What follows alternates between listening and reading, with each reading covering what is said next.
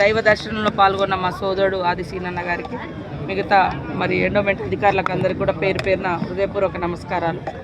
మొదటి నుంచి కూడా చిన్నతనం నుంచి కూడా మరి రాజరాజేశ్వర దేవునికి వచ్చి కుటుంబ సమేతంగా మొక్కులు చెల్లించుకోవడం అనేది మాకు ఆనవాయితీగా వస్తుంది. తెలంగాణ ప్రాంత ప్రజలందరూ కూడా ముఖ్యంగా మన వేములవాడ రాజన్నను మొక్కుకోవడము, మొక్కులు చెల్లించుకోవడము కుటుంబాల ఇలవేల్పులుగా భావిస్తూ ఉంటారు. అదేవిధంగా మాకు ముఖ్యంగా ఒక ఆదివాసీ కుటుంబం నుంచి వచ్చిన మాకు ఎప్పుడైనా కూడా జాతరకు ముందు మరి ఇక్కడ మొక్కులు చెల్లించుకోవడం అనేది మాకు ఆనవాయితీగా ఉంది. సమ్మక్క సారలమ్మకు వెళ్ళే ముందు ఆ జాతర నిర్వహణకు ముందు ఇక్కడ మా తల్లిదండ్రులు ప్రతి జాతరకు ముందు వచ్చి మొక్కుకుంటూ ఉంటారు.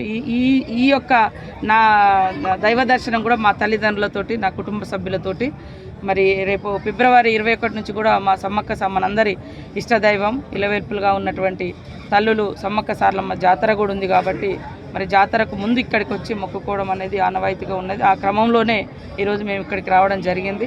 అదేవిధంగా మనము తెలంగాణ ప్రభుత్వం, మన రాష్ట్రము, మన ప్రభుత్వము ఏర్పడితే చాలా బ్రహ్మాండంగా రాజరాజేశ్వర ఆలయము అభివృద్ధి చెందుతుంది అనుకున్నాము. కానీ మరి ఇక్కడి నుంచి ప్రాతినిధ్యం వహించినటువంటి గత ముఖ్యమంత్రి గారు కూడా పెద్దగా దృష్టి పెట్టినటువంటి అవకాశం లేదు. ఖచ్చితంగా మాది సీనన్న గారు చాలా రోజుల తర్వాత వారు ఎమ్మెల్యేగా అయినరు.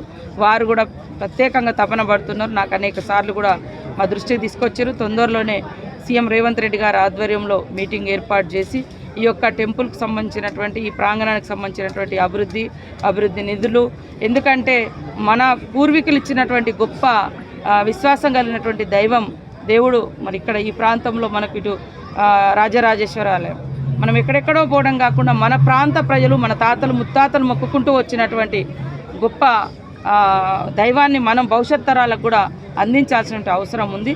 ఖచ్చితంగా ఒక్కొక్క ప్రాంతంలో ఒక్కొక్క దేవుడి విశిష్టత ఉంటుంది.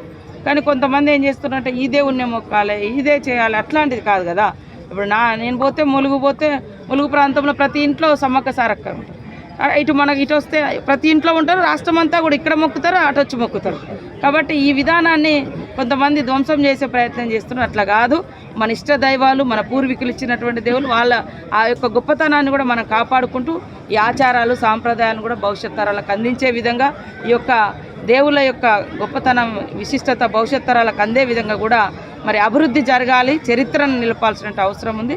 తొందరలోనే సీనన్న అధ్యక్షతన సీఎం గారు తొందరలోనే మీటింగ్ ఏర్పాటు చేసి ఈ కార్యక్రమాలన్నీ కూడా సమీక్షించి భవిష్యత్తులో ఇక్కడ కావాల్సినటువంటి అభివృద్ధి కార్యక్రమాలకు కూడా నిధులు ఇవ్వడం జరుగుతుంది. నిన్నటి రోజున ఎమ్మెల్యే కేటీఆర్, సీఎం అంటే మాజీ సీఎం కుమారుడు కేటీఆర్ కరీంనగర్లో మాట్లాడుతూ త్వరలోనే కేసీఆర్ మళ్ళీ ముఖ్యమంత్రి చేస్తామని చెప్పేసి ఆయన బహిరంగంగానే ఒక స్టేట్మెంట్ రిలీజ్ చేశారు. దానిపైన మీ కామెంట్? విధ్వంసపు రాజకీయాలకు వాళ్ళు పాల్పడుతున్నారు. ధ్వంసపు రాజకీయాలు.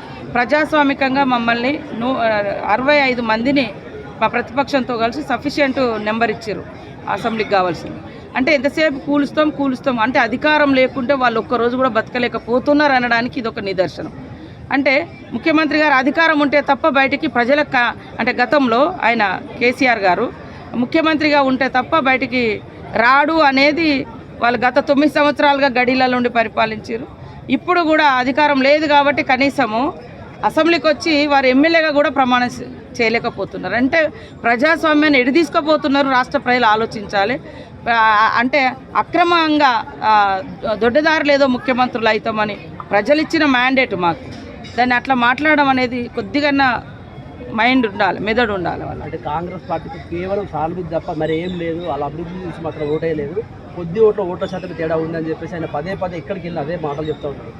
అదే అంటారా, వాళ్ళు 63 తోటే గెలిచారు కదా ఫస్ట్లో. 63 సీట్లే వాళ్ళకంటే 1 సీటుతో మేము 2 సీట్లతో మేము అదనంగా ఉన్నాం. మరి అదే అంటున్నా, ఇంత నీచపు కుళ్ళు రాజకీయాలు ఎందుకు? ప్రజలు ఇష్టంతో గెలిపిస్తారు కాబట్టి వాళ్ళు చేసే అటువంటి దుర్మార్గపు ప్రయత్నాలను తిప్పికొట్టే ప్రజలు మా పక్షాన 65 నెంబర్ మాది.